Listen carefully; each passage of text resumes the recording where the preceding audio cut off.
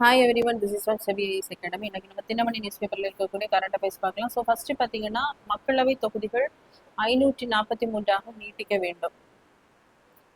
So இந்த topic பார்த்தீங்கன்னா, group 1 main syllabus paper 3 பாலிட்டியில் நமக்கு ஸ்டேட் லெஜிஸ்லேச்சரில் பார்லிமெண்ட்டில் பார்த்தீங்க அப்படின்னா கவர் ஆகும்.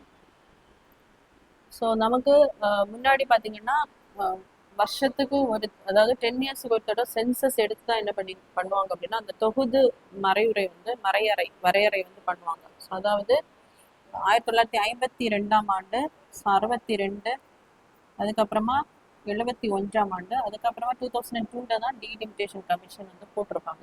ஸோ இதன் அடிப்படையில் பாப்புலேஷனை வந்து சர்வே பண்ணதுக்கப்புறம் என்ன பண்ணுவாங்கன்னா, தொகுதி வரையறை வந்து பண்ணுவாங்க. இதன் அடிப்படையில் அந்த ஸ்டேட்ஸில் வந்து பாப்புலேஷன் குறையும் போது அவர்களுடைய அந்த லோக்சபாவில் இருக்கக்கூடிய சீட்ஸ் பார்த்தீங்கன்னா கம்மியாகும்.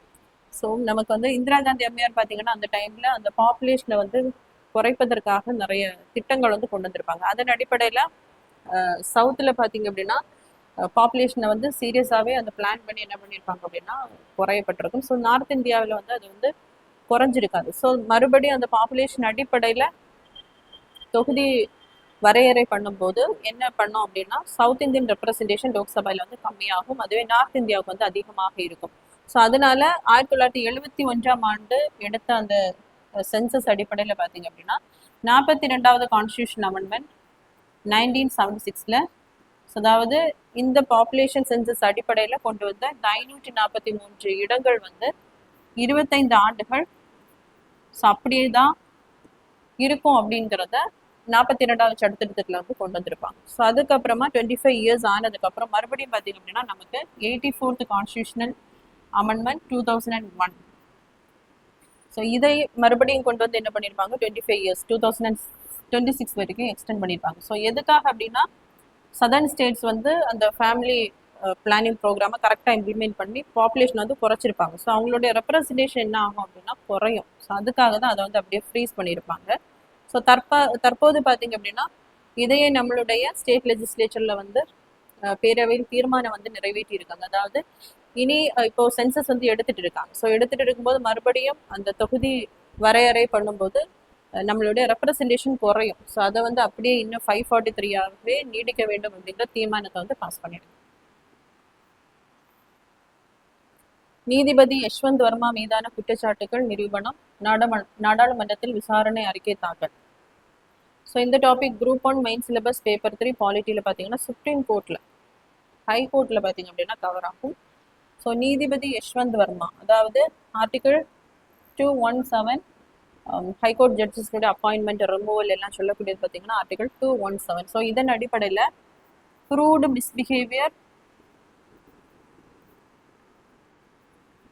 ஸோ ப்ரூவ்டு மிஸ்பிஹேவியர் ஆர் இன்கெப்பாசிட்டின் அடிப்படையில் தான் பார்த்தீங்கன்னா ஹைகோர்ட் ஜட்ஜை வந்து ரிமூவ் பண்ணுவாங்க.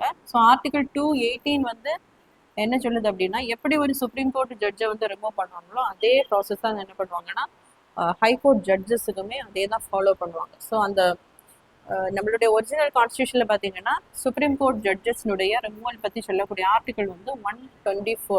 ஸோ இதில் ப்ரூவ்டு மிஸ்பிஹேவியர் இல்லைன்னா இன்கெப்பாசிட்டின் அடிப்படையில் தான் ஒரு சுப்ரீம் கோர்ட் ஜட்ஜை வந்து ரிமூவ் பண்ணணும் அப்படின்ற அந்த ப்ரொவிஷன்ஸ் இருக்குது. ஆனால் அது எப்படி ரிமூவ் பண்ணணும் அப்படின்றது இல்லை. ஸோ அதுக்காக தான் பார்த்தீங்கன்னா ஜட்ஜஸ் என்கொயரி ஆக்ட்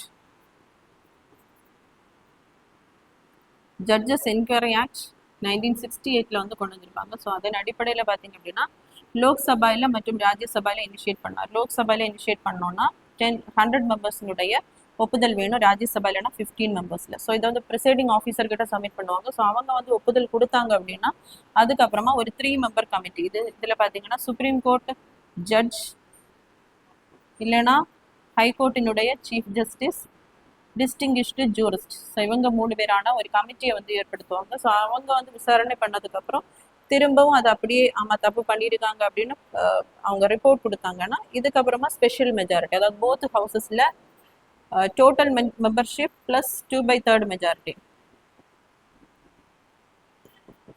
2/3 ஸ்பெஷல் மெஜாரிட்டியில் என்ன பண்ணுவாங்கன்னா 2 அவையிலையும் பாஸ் பண்ணாங்கன்னா நார்மலாக ஒரு சுப்ரீம் கோர்ட் ஜட்ஜஸ் வந்து எப்படி ரிமூவ் பண்ணுவாங்களோ அதே அடிப்படையில் தான் ஹைகோர்ட் ஜட்ஜஸை வந்து ரிமூவ் பண்ணுவாங்க. ஸோ 2025 பார்த்தீங்கன்னா மார்ச் 14 அலகாபாத்தினுடைய ஹைகோர்ட் ஜட்ஜாக இருந்தவர் தான் நீதிபதி யஷ்வந்த் சர்மா.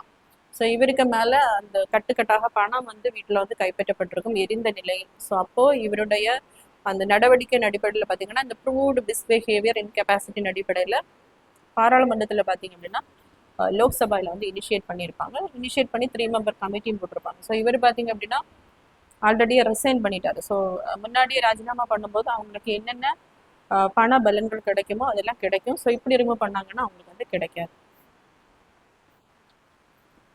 நாடாளுமன்ற கூட்டுக்குழு ஆய்வில் வெளிநாட்டு நன்கொடை மசோதா. ஸோ ஃபாரின் கான்ட்ரிபியூஷன் ரெகுலேட்டரி மசோதா, ரெகுலேட்டரி ஆக்ட். ஸோ இது 2010 வந்து கொண்டு வந்திருப்பாங்க. ஸோ இது வந்து இங்கே இருக்கக்கூடிய அசோசியேஷன்ஸ், அதே மாதிரி நான் கவர்மெண்டல் ஆர்கனைசேஷன்ஸ், இவங்க எல்லாம் வெளிநாட்டில இருந்து பெற்றுக்கொள்ளக்கூடிய அந்த நன்கொடைக்கு பார்த்தீங்க அப்படின்னா இன்னும் அதை கடுமையாக அதில் வந்து நிறைய ப்ரொவிஷன்ஸை வந்து ஆட் பண்ண போகிறாங்க. ஸோ அதுக்காக பார்த்தீங்கன்னா தற்போது நமக்கு ஃபர்ஸ்ட் ரீடிங் முடிஞ்சு செகண்ட் ரீடிங்கில் பார்த்தீங்க அப்படின்னா ஒரு ஜாயின்ட் கமிட்டி இல்லைன்னா செலக்ட் கமிட்டி இல்லைன்னா பப்ளிக்கோட ஒப்பீனியனுக்கு வந்து அந்த மசோதா வந்து சென்ட் பண்ணுவாங்க. தற்போது பார்த்தீங்கன்னா இது வந்து ஜாயின்ட் கமிட்டிக்கு வந்து சென்ட் பண்ணப்பட்டிருக்கு. ஸோ இதில் இருக்கக்கூடிய மெம்பர்ஸ் வந்து 31. நமக்கு லோக்சபாயில் 28 பேர் இருப்பாங்க, ராஜ்யசபாயில் இருந்து எத்தனை பேர்னா 10 பேர் இருப்பாங்க. ஸோ அதுக்கப்புறமா தேர்ட் ரீடிங்கில் இது வந்து ஓட்டிங் நடைபெற்று அதுக்கப்புறம் பிரசிடென்டினுடைய அசென்டோட இது வந்து நமக்கு சட்டமாக மாறும். நெக்ஸ்ட் பார்த்தீங்கன்னா 2029 மக்களவை தேர்தலிலே பெண்களுக்கு 33% இடஒதுக்கீட்டை அமல்படுத்த வேண்டும். ஸோ நமக்கு 2023 ஆண்டு பார்த்தீங்க அப்படின்னா நாரி சக்தி வந்தன் அதிநயம்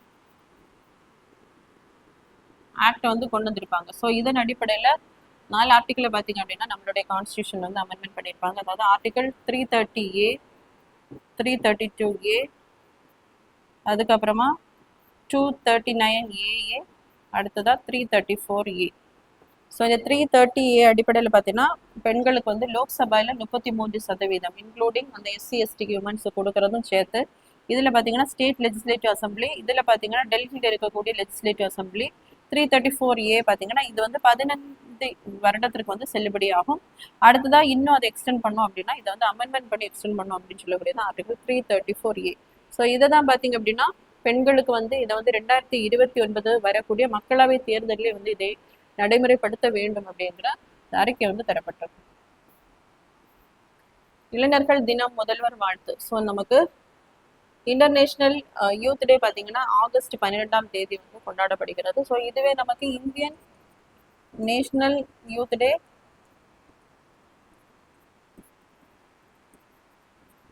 ஜனவரி 12 சுவாமி விவேகானந்தா அவர்களுடைய பிறந்த நாளாக அன்று தான் நம்மளுக்கு நம்ம நாட்டுக்கு பார்த்தீங்க அப்படின்னா இளைஞர் தினமானது கொண்டாடப்படுகிறது.